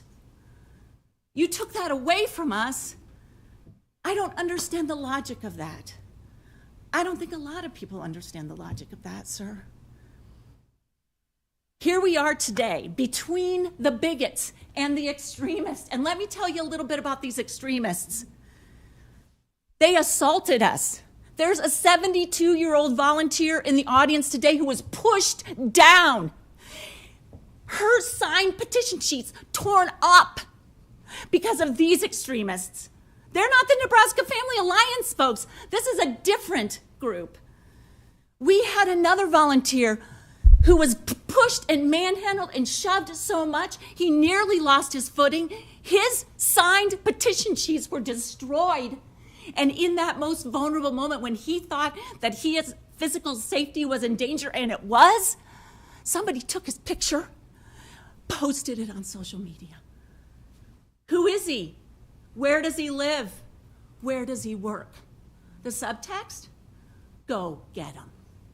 I don't know who these people think they are, but they are not leaders. Leaders do not harass and harangue. Leaders do not incite to violence. Leaders do not scream obscenities. Leaders do not attempt to bully and intimidate the good people who are volunteering their summer to circulate an anti-discrimination initiative. Is that who you seek counsel from, Mr. Bowers? Is that who you look towards, Mr. Beckius, for the important, serious policy that is the anti-discrimination amendments? I would hope not. I have one story I want to tell, but I do want to say the referendum, if you had read the referendum, this would have given you an easy out against voting for it, because we know the Nebraska Family Alliance people, we know they're haters. We know that they hate LGBTQ people. Did you read this? 30 seconds to read their referendum, and you would have seen that they also hate people with disabilities, because they pull out disabilities as well as sexual orientation. Their referendum reads to repeal the code related to the definition of sexual orientation, gender identity. Yes, we know they're bigots. Disability people. These amendments cover cognitive and developmentally disabled people. Right now, the city code only covers a very narrow definition of physical disability. The new amendments cover cognitive and developmental disabilities. We're talking about autism. We're talking about various forms of mental retardation. We're talking about PTSD, ADHD, and serious brain injury. That's what the Nebraska Family Alliance also doesn't want to happen. That level of bigotry is eugenics level bigotry. That's what you voted to uphold. I'm going to tell one story. And it is about a little boy of Middle Eastern descent. And I was at July Jam, and I had my sign that said, sign the anti-discrimination initiative here. Families streaming in, picnic baskets, everything. And I was out there barking. It was a beautiful night. Please sign, Lincoln voters, sign the anti-discrimination initiative, protect active duty military veterans, cognitive and developmentally disabled people, LGBTQ friends, blah, blah, blah. This little boy came running over to me. He could not have been more than 10. And he said, my parents are immigrants, so they can't sign, but I'm a citizen and I can vote. And I said, oh, mighty soul. I am so sorry, but you have to be 18 and registered to vote in the United States before you can sign this. But know this, you and I are both working against discrimination. Every time you speak up to a bully, you are fighting discrimination. And together, we are doing the same work. And together, we are making Lincoln a better place. And he shot out his hand. And I took that hand, and he said, "You are a good person. Thank you." And I said, awildi la shukran ala wajib, la shukran ala wajib. My child, don't thank me for what is my duty. It is our duty to fight for the marginalized. It is our duty to fight for the maligned.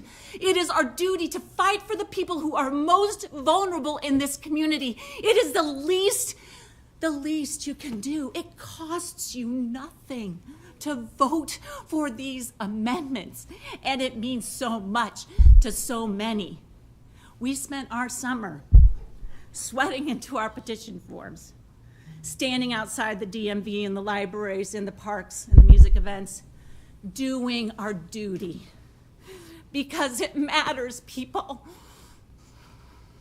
And we have come here today to ask you, will you do yours?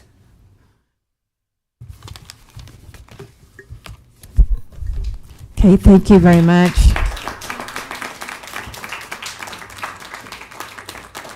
Are there any, the next testifier would like to come forward? Okay, thank you very much.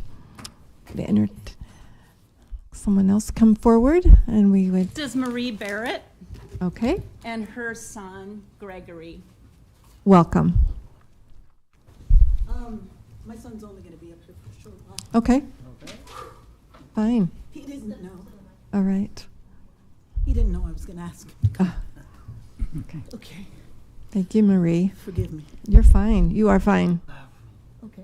Okay, will you take him to the back? Yeah, after a quick second. Is it okay, Gregory? Do you want to go with me? Yeah, 1 second. Okay. Okay. My son has a rare disability called arthrogryposis.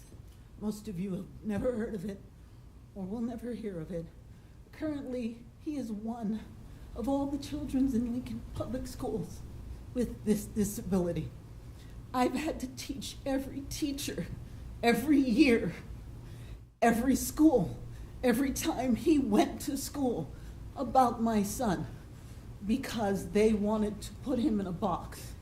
He has a bit of delayed because when he was younger, he couldn't walk, he couldn't talk, he couldn't write, he couldn't hold things. He still cannot hold many things with these arms. This hand is worse than the other. He's had multiple surgeries. He is a child of Shriners. We went to Children's Hospital where they did not know what in the world was wrong with him. Went through multiple surgeries trying to help him with his physical disability. And they almost bankrupt us. Marie, thanks. Could you get closer to the microphone? Thanks. Yeah, Is that possible? You go. Yeah. Okay, we'll take you to the bathroom. Okay. Thank you. Yeah. And You if want you me to sign this thing? When you're done, you can, and go ahead and. It's okay. Take your time. He is my last child. He is my 5th.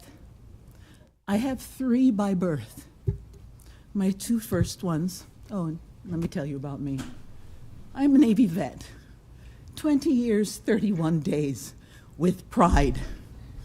Every day, I would say, to this day, if I could go back in and serve, I would. But I made a promise to my 2 oldest boys, because I was a single mom, when I had to make my last duty station decision.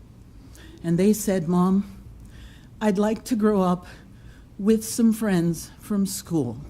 So I chose to move to Nebraska, where my sister went to Wesleyan and was still living here, still lives here.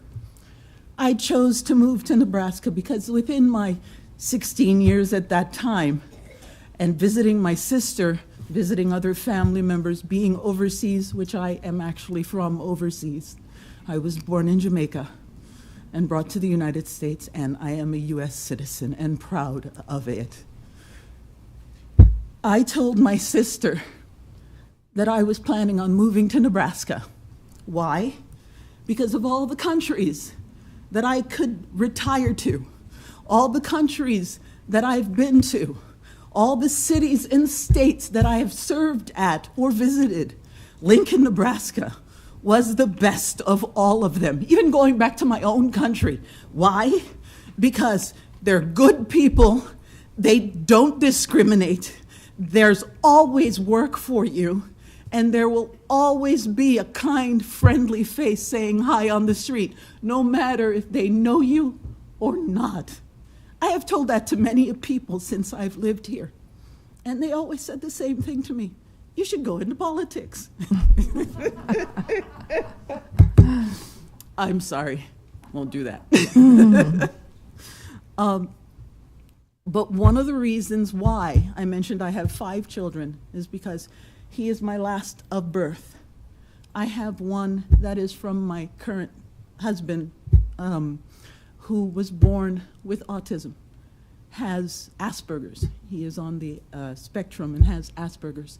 That young man was used by his mother, and I am sorry to say this is the truth, in the sense of getting help or sadness from other people so that she could go on and do whatever she wanted to without having to work.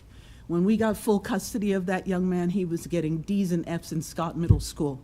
And we worked with him, and he graduated with a 4.0 GPA, Presidential Academic Award, perfect attendance. And this is a young man that couldn't look another person in the eye, and now he holds a full-time job for this county, probably in this building. I'm not exactly sure. He lives on his own, pays his own bills, and he has his own vehicle. But if it wasn't for the fact that we worked so hard to make him look normal, he would not have been able to get a job. He would not have been able to get a place of his own. He would have been living with us for the rest of his life because there is no protection for people with disabilities, especially ones that can't look you in the eye when they talk to you. Because you go to an interview, they expect you to look you in the eye and say, yes, I'm doing very well, I'm fine. How can I help your company? I will bring up the morale. He would not have been able to do that. We worked very hard with him to get him to that point, with my sister's assistant, who is also an educator or has her degree in special education. So she also helped. But one of the things that I don't understand is how you said it was okay to upgrade the wording, the verbiage. Just verbiage. You're not making any new rules or any new laws. This is already on the books. I couldn't understand it when I heard this. All you're doing is changing the verbiage so that it is more clear, so that those people that need the help can get it because they know there's a piece of paper, there's a statute that says that they can be helped. I am also a disabled veteran. I have seen where disabled veterans or veterans of any kind who couldn't make that last payment or whatever did not get any consideration or did not get consideration for an apartment because the landlord didn't want them to move in because you never know when they're going to leave. Well, that's with anybody, but that doesn't mean they stop renting to others. They look at veterans differently. They look at active duty differently. I know this for a fact. As a person who was trying to get an apartment in another state as active duty, I gave them my information, and they told me that they could not give me the apartment because I could not guarantee that I would be there for a year. I had to go to my commanding officer. Now, I knew the rules. I knew the federal statute that said that we have rights, but most military members don't. National Guards is big in Nebraska. They don't know this. National Guards does not get as much information as an active duty member does. Why? Because they're only part-time. I am sorry, I don't mean to take up your time, but I don't understand why you can't allow the verbiage of a statute that's already there to be updated. I just don't understand. Thank you. Thank you so much, Marie. Thank you. Okay. The next testifier, please. Come on down, sir. Ma'am. Madam Chairperson, members of the council, good afternoon. My name is Amos Sabatka, and I am a resident of Lincoln, Nebraska. I am here as a private citizen. The views expressed are my own. Why am I here? This has been an extremely difficult question to answer. I was happily living my life, working behind the scenes with the Fairness Lincoln Group, plugging away at getting the revisions passed, and then working to keep going once the revisions were halted prior to being rescinded. I'm here because I was told during that process, across all media formats and in person, that at this time, the trans community all of a sudden wasn't in favor of revisions to Title 11. Well, color me surprised, because I'm trans and I'm for it, okay? I privately emailed each one of you expressing my support for Title 11 revisions and my concerns that you were getting one-sided view that did not represent everyone. I received responses from most of you, and I appreciate that. Thank you. Until Lincoln City Council rescinded the Title 11 revisions, I was not out as a trans man to my employer. I didn't want to go through that process again. Although I willingly did so in my 20s, I really didn't want to do it in my 50s. Because trust me, coming out isn't always a cakewalk, and most of the times it's unnecessary. I did come out to collect signatures for the Title 11 initiative petition because someone else decided it was not time for me and other members of the LGBTQA community to receive legal protections. I came out because of the constant threat of losing the few protections I do have, and the direct act of being denied those legal protections, again, was too much. I can't have these rights because, well, it's inconvenient right now. It's not time.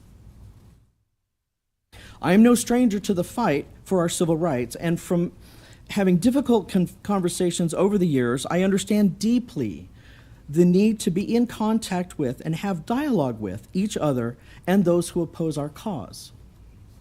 However, it's hard to not be frustrated when I'm told Lincoln needs more community conversations.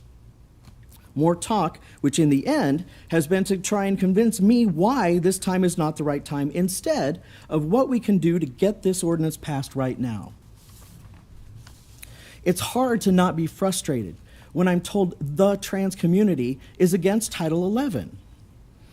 Of the Lincoln's trans individuals I talked to while gathering signatures, my friends and those I hadn't met yet, everyone signed the petition. Of course they did. They also want legal protection. Having them in place has been proven to increase our safety. So let me assure you there is no consensus among trans Lincolnites in favor of waiting. Yet, for some, it's just not the right time. We need to wait. For the entire LGBTQA plus community, wait. For everyone who will benefit from extended civil rights protections, wait. It's hard to sit back and wait. Again, it's excruciating and frustrating to talk and not be heard. We talked and acted in 1982. We talked and acted against DOMA in 2000. We talked in 2012, 2017, 2020, and we are still talking in 2022. And still, our marginalized communities do not have the protections they so desperately need. We are so close. And today we are closer still. Closer to being acknowledged as having the same rights and protections to housing and employment as anyone. Whatever outcome you decide is not in my hands. I merely want you to know who I am and why this is so important. So again, why am I here? I'm here because as a transgender person, I have fewer protections than my counterparts in over 300 communities, including Omaha and all of the other Big Ten school communities. I am here, in short, because I exist. Thank you.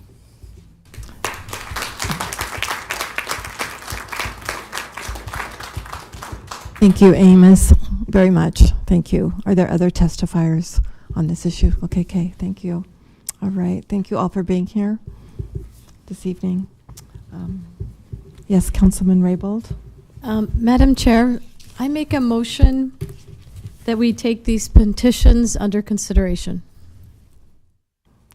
Would entertain a second. I will second it.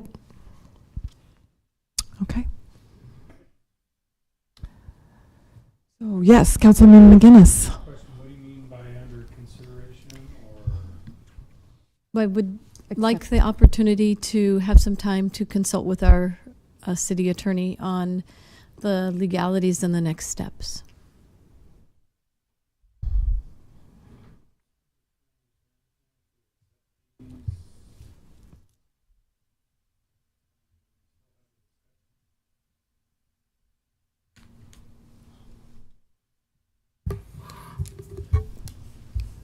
Yohansi Christie, City Attorney, if you could just, I think I heard your question, but if you could restate it.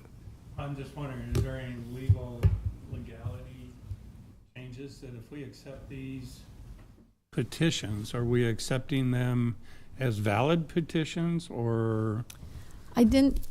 I know, that's what I'm trying to figure out. Is how I said to take these and accept these petitions under consideration, maybe clarify it a little bit more after reviewing with our city attorney on what are the next steps.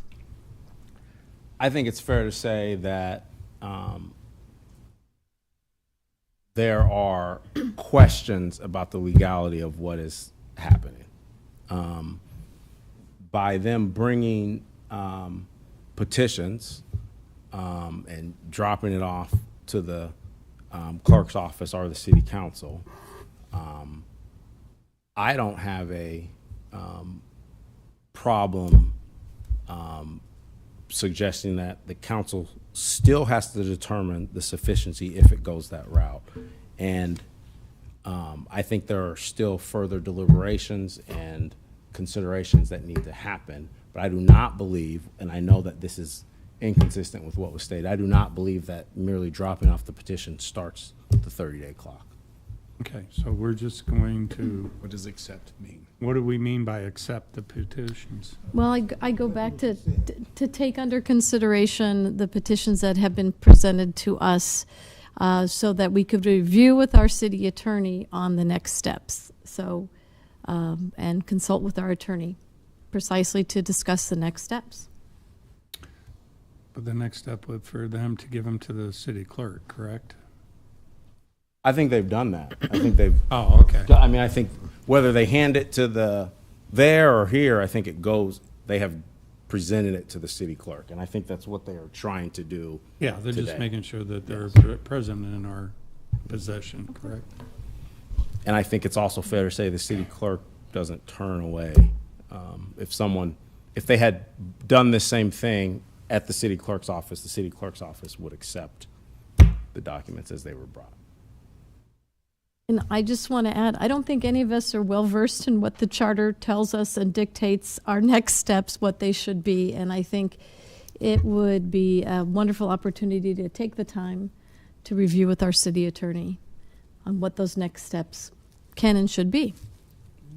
Councilman Bowers. So if I understand correctly, like your amendment doesn't actually do anything, right? Because I mean, the petitions were dropped off. We have the city attorney available to look through whatever. This actually doesn't really commit anything. So your amendment doesn't really do anything. Well, your motion. It's right. It's not meant to make a decision today on what those next steps are, because I'd like to consult with our city attorney so that he could point out to us what options we have.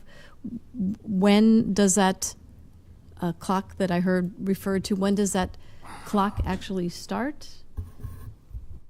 Based on some of the items in the charter, but since none of us have had a real big opportunity to review what the charter tells us, it would be nice to be briefed on what our next steps will be. I'm still. Go ahead. No, I guess I'm still confused on like how the end result would be different even if we didn't do an amendment, right? Because we still have city law available. Petitions got dropped off.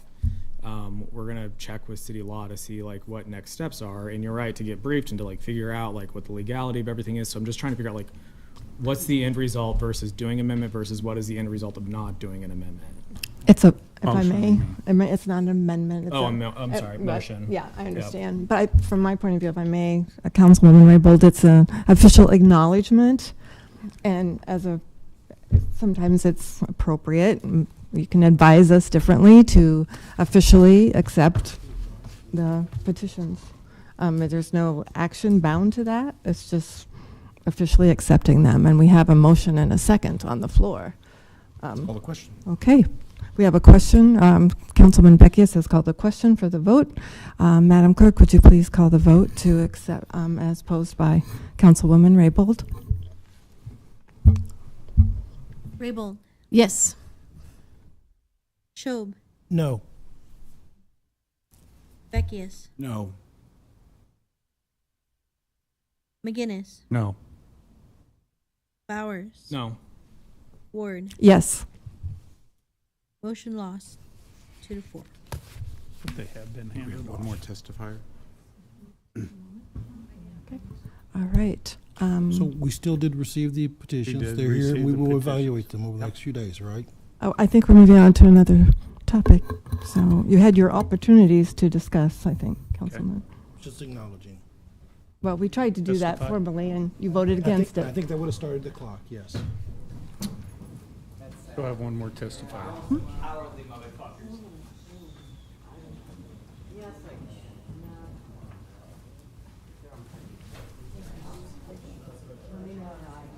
Okay, do you want to come on up and we'll start? Okay, I understand. Oh, yeah. Can we get a microphone for her? Yeah, does he have Oh. a microphone up there? Okay.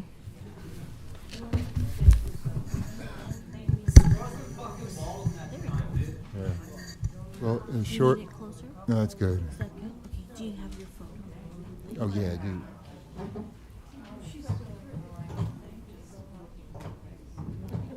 In short, there's state government is what there's a Right. lot to get involved with. Okay. Oh, Anyway, let me know, that's Madam actually Clerk, when great. you're ready. Okay. Now, I'm just here, my name Okay. is Josephine Litwinowitz. Well, good afternoon. Good afternoon. Go ahead. Thanks. My name JOSEPHINELITWINOWICZ.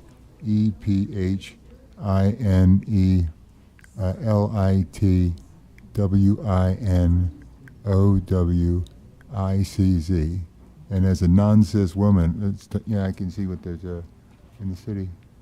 Yeah, that's good. Now this is, I've tried to call, is it LTU? Is that the Lincoln? And Director McGuire was here, and I don't mean to blindside her, because I'm going outside to use the restroom, and I didn't really know who she was. I would have, but the reason why I'm still here is because it's not the fact that I could have probably talked to her and had it fixed, but like with the bus system, the people that fix, I forget specific words sometimes, but the people that are supposed to fix this, I told them a few times. In fact, the last time I called was when I saw a lady trip and fall, and she was about in her 50s, and she got up pretty good, and that was great, and really. But she kept going. But this is at the very. I should have had a larger picture for scope. I don't think anymore. But right to the what I'm pointing at, that would be stage left. Yeah, right there. If you go and then come down, and then go a little further, stage left again, and then no, that's the other one. I'm sorry. And then there's a ramp there, and there's 5 disabled people that live in the building in wheelchairs, and winter's coming, and snow gets on it, and it becomes, with various forms of precipitation in there, it becomes a different story. Especially my new chair, as cute as it is, doesn't have the torque as my old one did, and so I can end up. There's lots of problems that could happen, so we need it fixed now. I don't have to, but it's the reason why I'm still speaking is because, just like with the bus, the driver.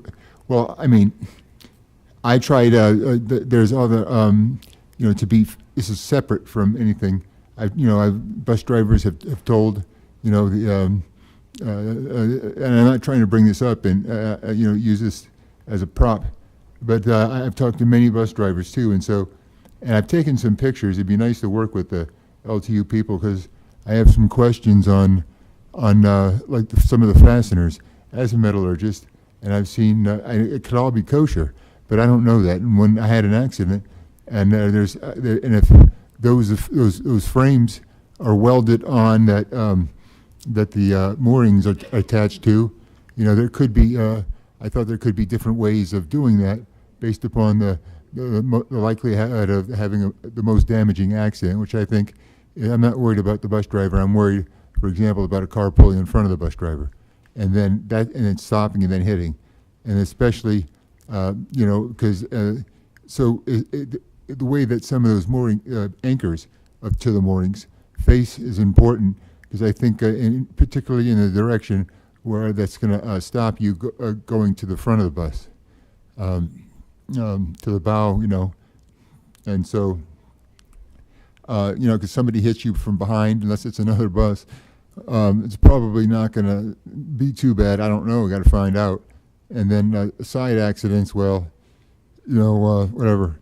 But and also this reminds me of, we're required right now to face forward in the bus, and based upon the accident that's going to cause the most harm, I think we could have people look at this.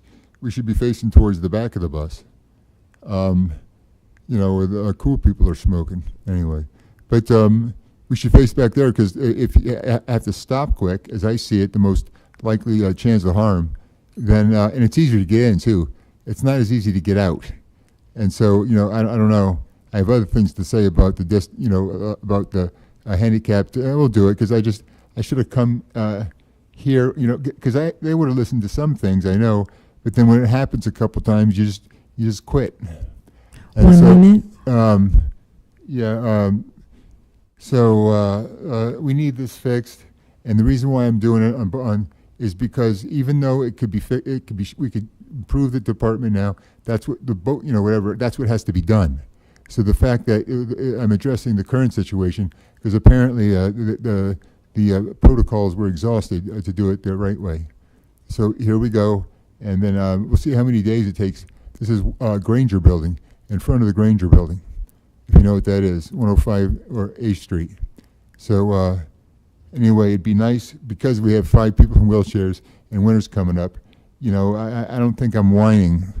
I think if we could have this done like tomorrow or the next day, or by the end of the week, that'd be great.